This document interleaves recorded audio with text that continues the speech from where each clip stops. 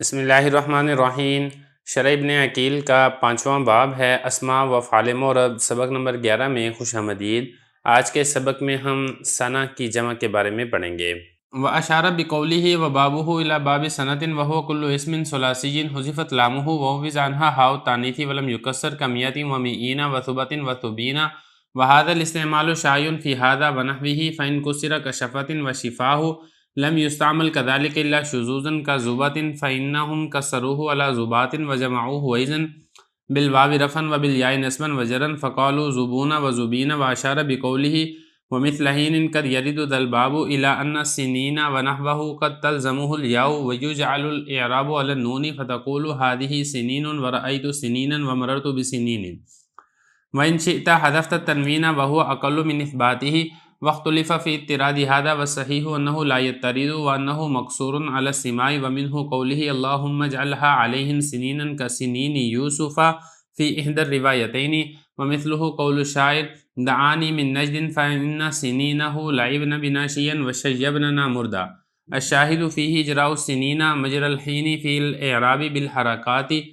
وإلزام النون مع الإضافة۔ مصنف رحمۃ اللہ علیہ نے اشارہ کیا اپنے اس قول وبابہ الی باب سنۃ سے ہر ایسے اسم کی طرف جو ثلاثی ہو، اس کا لام کلمہ حذف کر دیا گیا ہو اور اس کے عوض میں ہا تانیث کا لے آیا گیا ہو اور اس کی جمع مکسر بھی نہ آتی ہو، جیسے کہ میعہ اور میئینہ اور ثبا اور ثبینہ،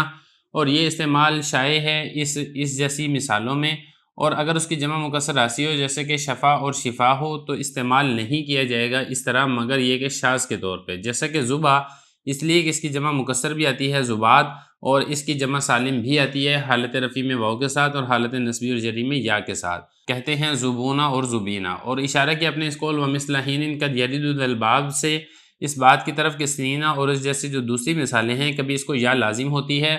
اور اعراب کو نون پر لایا جاتا ہے۔ آپ کہیں گے ہذہ سنین رأیت سنینا مررت بسنین، اور اگر آپ چاہیں تو آپ تنوین کو حذف کر دیں گے، اور یہ تنوین کو ثابت رکھنے سے کم استعمال ہوتا ہے اور اختلاف کیا گیا ہے اس کے قیاسی ہونے میں، اور صحیح بات یہ ہے کہ یہ غیر قیاسی ہے اور یہ مقصور یعنی بند ہے سننے پر، اور اسی سے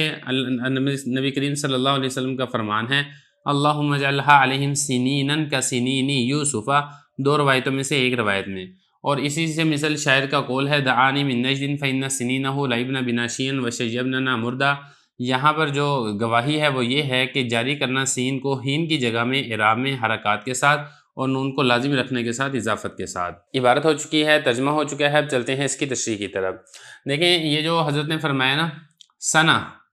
یہاں پہ اگر آپ اوپر دیکھیں گے نا تو آپ کو یہ لفظ ملے گا وسنونہ، تو یہ سنون سے کیا مراد ہے؟ دیکھیں سنون جو جمع ہے سنہ کی، اس سے مراد یہ ہے کہ اسم ثلاثی ہو، نمبر 1، نمبر 2 لام کلمہ حذف ہو، نمبر 3 اس کے عوض میں گول تا ہو، یعنی ہر ایسا اسم جو ثلاثی 3 حرفی ہے اور اس کے لام کلمہ کو حذف کر کے اس لام کلمہ حذف شدہ کے عوض میں وہ ایسی گول تا لیں جو وقف کی صورت میں ہا بن جاتی ہے، تو پھر اس کی جو جمع ہے وہ بھی اسی طریقے سے آتی ہے۔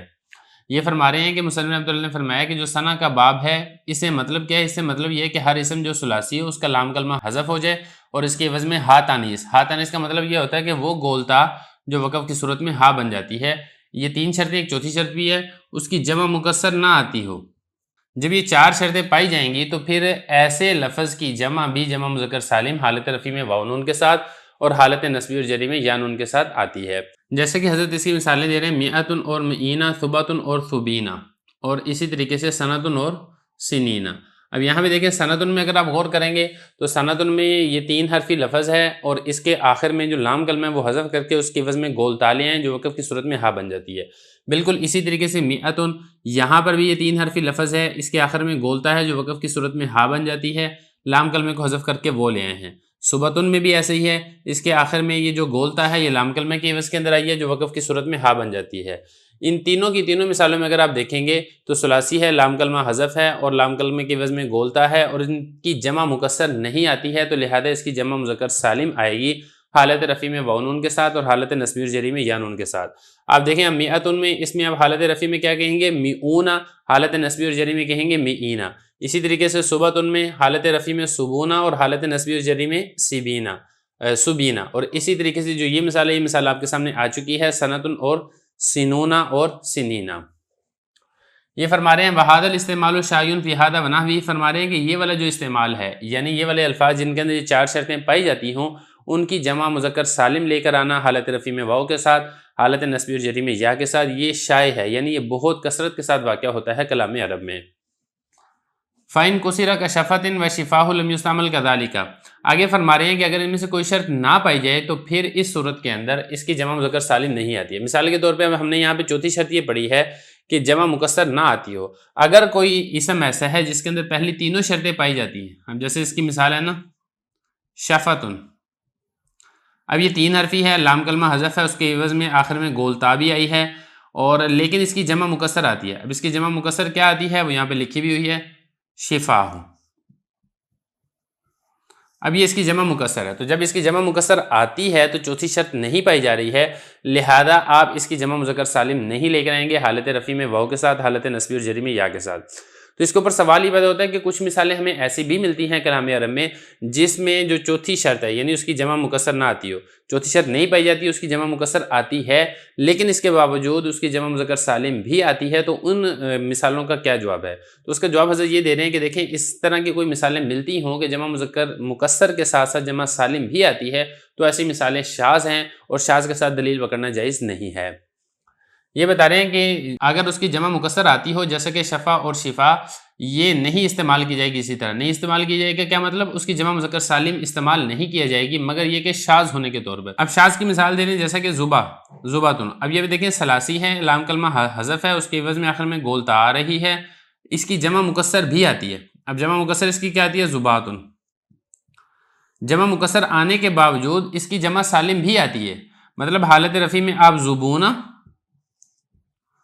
اور حالت نصبی اور جری میں آپ زبینہ بھی پڑھ سکتے ہیں، لیکن اس قسم کی جو مثالیں اس قسم کی مثالیں شاذ ہیں اور شاذ سے دلیل نہیں پکڑی جا سکتی ہے۔ یہ بتا رہے ہیں کہ اگر جمع سالم آ رہی ہے تو یہ شاذ ہونے کے طور پر آئے گی، جیسے کہ زبا، اس کی جمع مکسر آتی ہے زباتن اور اس کی جمع سالم بھی آتی ہے حالت رفع میں واو کے ساتھ، حالت نصبی اور جری میں یا کے ساتھ، لوگ کہتے ہیں زبونہ اور زبینہ۔ دیکھیں اس کے بعد جو آگے حضرت نے یہ فرمایا نا کہ جو سینون ہے اس کا جو باب ہے یہ ہینہ کی مثل بھی وارد ہوتا ہے، ذل باب یعنی یہ والا جو باب ہے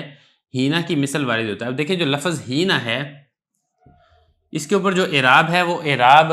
حرف کے ساتھ نہیں آتا ہے بلکہ اعراب بالحرکت آتا ہے، یعنی حالت رفع میں آپ اس کے اوپر ہینن پڑھیں گے یعنی ضمہ پڑھیں گے، اور حالت نصبی میں آپ اس کو ہینن پڑھیں گے فتح پڑھیں گے، حالت جری کے اندر آپ اس کو ہینن پڑھیں گے کسرہ پڑھیں گے، تینوں کی تینوں حالتوں کے اندر اس کا جو نون ہے یہ برقرار رہے گا۔ تو بتانا یہ چاہ رہے ہیں کہ جو سینون کا لفظ ہے اس کا اعراب کبھی کبھی ہینہ کی مثل بھی آتا ہے اور اسی طریقے سے اس کا اعراب جمع مذکر سالم والا بھی آتا ہے۔ اب جب ہینہ کی مثل آئے گا تو پھر کیا ہوگا؟ پھر یہ ہوگا کہ حالت رفع میں آپ اس کو پڑھیں گے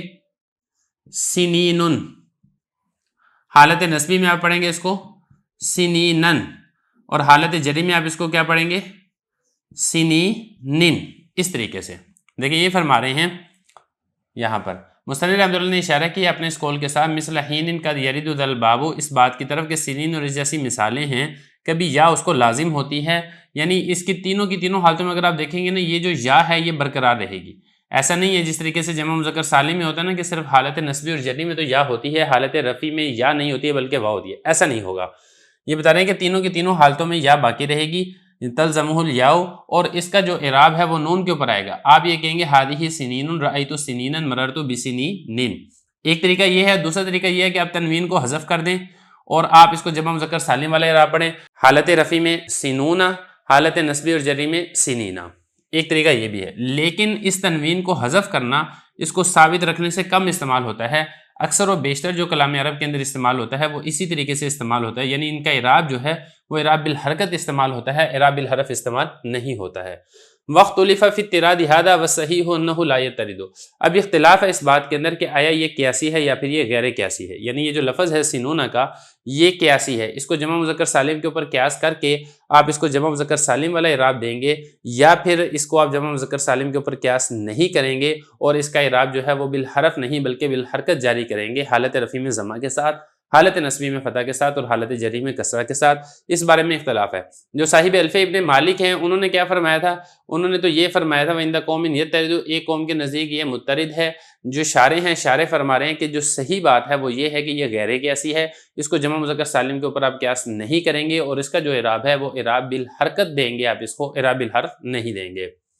دیکھیں ذرا یہی بتا رہے ہیں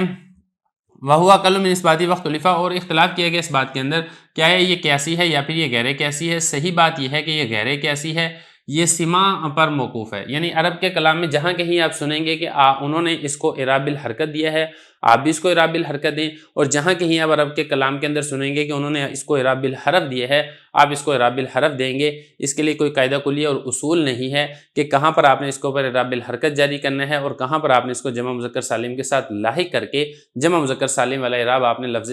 سنون کے اوپر جاری کرنا ہے۔ اسی میں سے ایک حدیث ہے، نبی کریم صلی اللہ علیہ وسلم نے مشرکین مکہ کے خلاف بدعا کرتے ہوئے یہ بدعا دی تھی کہ یا اللہ ان کے اوپر ویسے ہی قحط سالی مسلط فرما جیسا کہ حضرت یوسف علیہ السلام کی قوم کے اوپر قحط سالی مسلط ہوئی تھی۔ اب وہاں پر نبی کریم صلی اللہ علیہ وسلم نے دو روایتیں منقول ہیں، ایک روایت کے اندر جو ارشاد ہے وہ یہ ہے اللہم اجعلھا علیہم سنینا کسنین یوسف۔ اب یہ دیکھیں حالت نصبی میں یہ نون برقرار رہا ہے اور اس کے اوپر نصب پڑا گیا ہے، اور حالت جری کے اندر بھی یہ چونکہ کاف حرف جر ہے اور اس کے بعد سنین آ رہا ہے تو حالت جری کے اندر بھی نون برقرار رکھا گیا ہے۔ تو اس دونوں مثالوں کے اندر اگر آپ غور کریں گے نبی کریم صلی اللہ علیہ وسلم نے اعراب الحرکت جاری کیا ہے، اعراب الحرف جاری نہیں کیا ہے، دو روایتوں میں سے ایک روایت کے اندر، جبکہ جو دوسری روایت ہے دوسری روایت کے مطابق اس کا جو اعراب ہے وہ جمع مذکر سالم والا اس کے اوپر جاری کیا گیا ہے، یعنی اعراب الحرف نہ کہ اعراب الحرکت۔ یہ فرما رہے ہیں اسی میں سے نبی کریم صلی اللہ علیہ وسلم کا ارشاد ہے اللہم اجعلھا علیہم سنینا کسنین یوسف، دو روایتوں میں سے ایک روایت میں۔ اچھا اس میں شاعر کا جو وہ شعر ہے وہ بھی دیکھ لیں جو محل استشہاد ہے اس بات کے اوپر کہ اس کا جو اعراب جاری ہوگا سنین کا وہ اعراب الحرکت آئے گا، اعراب الحرف نہیں آئے گا۔ اب شاعر کون ہے پہلے آپ شاعر کو سمجھ لیں، شاعر ہے ضمہ بن عبداللہ۔ اب پہلے تھوڑا سا پس منظر سمجھ لیں تاکہ بات سمجھنی آسان ہو جائے۔ اصل میں یہ جو شاعر تھا یہ اپنی چچا زاد بہن کے اوپر عاشق تھا، تو یہ چاہتا تھا کہ میری اس کے ساتھ شادی ہو جائے، تو جو اس کا چچا تھا اس نے مہر کے اندر 50 اونٹوں کا مطالبہ کیا۔ یہ جو ضمہ بن عبداللہ تھا اس کا جو والد تھا یہ 49 اونٹ دینے کے اوپر رضامند ہو گیا، یعنی کہ میں مہر کے اندر 49 اونٹ دے دوں گا، لیکن جو اس کا چچا تھا وہ اڑ گیا کہ میں 50 سے کم پر نہیں لوں گا، تو جس کی وجہ سے یہ رشتہ نہ ہو سکا۔ تو یہ جو اب شاعر تھا یہ بعض اوقات نجد اس جگہ میں رہنے والا تھا، یہاں پر اس کی محبوبہ رہتی تھی، اس علاقے کی کبھی تعریف کرتا تھا اور کبھی اس کی مذمت کرتا تھا کہ چونکہ اس کے باپ اور چچا نے اس کے ساتھ اچھا سلوک نہیں کیا ہے۔ اب یہ جو شعر ہے اس شعر کے اندر بھی جو شاعر ہے وہ یہی کہہ رہا ہے کہ نجد کا تذکرہ چھوڑ دو، مجھے اس تذکرے سے تکلیف پہنچتی ہے۔ اب ذرا اس کا ترجمہ دیکھ لیں، شاعر کہہ رہا ہے دعانی من نجد، چھوڑ دو مجھے نجد کے تذکرے سے، اس لیے کہ اس کے سال سنین، یہ سنہ کی جمع سال کو کہتے ہیں، اس کے سال کھیلے ہیں ہم سے شیبہ بڑھاپے میں، اور وشیبننا مردہ، اور اس کے بعض سال ایسے ہیں جنہوں نے ہماری جوانی کو بوڑھا کر دیا۔ تو شاعر کہہ رہا ہے کہ نجد کے تذکرے کو آپ چھوڑ دو۔ اب یہاں پہ اگر آپ غور کریں گے جو محل استشہاد ہے، محل استشہاد یہ ہے شی لعب سنینا، یہ والا لفظ دیکھیں اگر آپ غور کریں گے تو اس کے اوپر اعراب الحرکت جاری کیا جا رہا ہے، حالت نصبی میں اس کے اوپر فتح لے کر آئے ہیں، اس کے اوپر جمع مذکر سالم والا اعراب جاری نہیں کیا ہے، بالکل حین کی طرح جس طریقے سے حالت رفیع میں ضمہ آتا ہے، حالت نصبی میں فتح اور حالت جری میں کسرہ آتا ہے۔ یہ بتا رہے ہیں دعانی من نجد، نجد کے تذکرے کو چھوڑ دو، فإن سنینہ، نون کو برقرار رکھا گیا اور اس کے اوپر فتح لے کر آئے ہیں۔ اور یہ فرمانے الشاہد فی، جو گواہی ہے یعنی جو دلیل ہے اس کے اندر وہ یہ ہے کہ سنین کو ہین کی جگہ پر جاری کیا گیا ہے اعراب بالحرکت کے اندر، جس طریقے سے ہین میں اعراب بالحرکت آتا ہے بالکل اسی طریقے سے سنین میں بھی اعراب بالحرکت لے کر آئے ہیں۔ اور دوسرا یہ ہے کہ نون کو باقی رکھا گیا ہے اضافت کے ساتھ۔ اب یہاں پہ دیکھیں سنین مضاف ہے، ضمیر مضاف الیہ ہے، تو اضافت اگر یہ جمع مذکر سالم ہوتا تو جمع مذکر سالم کا نون تو اضافت کی وجہ سے گر جاتا ہے، لیکن اس کا نون نہیں گرایا گیا ہے بلکہ اس کے نون کو برقرار رکھا گیا ہے۔ تو خلاصہ کلام یہ ہے کہ جو سنین کا لفظ ہے کبھی تو اس کا اعراب بالحرکت ہوتا ہے اور کبھی اس کا اعراب بالحرف ہوتا ہے، لیکن اس کا پتہ کیسے چلے گا؟ تو اس کے لیے کوئی ضابطہ کلیہ قاعدہ اور اصول نہیں ہے، بلکہ یہ جیسے عرب سے ہم سنیں گے سماع کے اوپر موقوف ہے، جہاں پر انہوں نے اعراب الحرکت جاری کیا ہے آپ بھی اس کے اوپر اعراب الحرکت جاری کریں گے، اور جہاں پر انہوں نے اعراب الحرف جاری کیا ہے جمع مذکر سالم والا اعراب جاری کیا ہے آپ بھی اس کے اوپر جمع مذکر سالم والا اعراب جاری کریں گے۔